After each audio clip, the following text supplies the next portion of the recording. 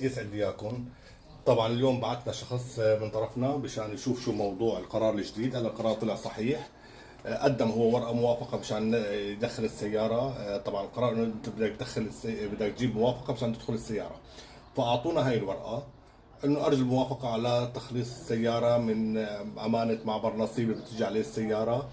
قالوا له اكتب كل هاد. كتب ارجو الموافقه، كتب نوع السياره، موديلها، سنه الصنع، شو اللون تبعها.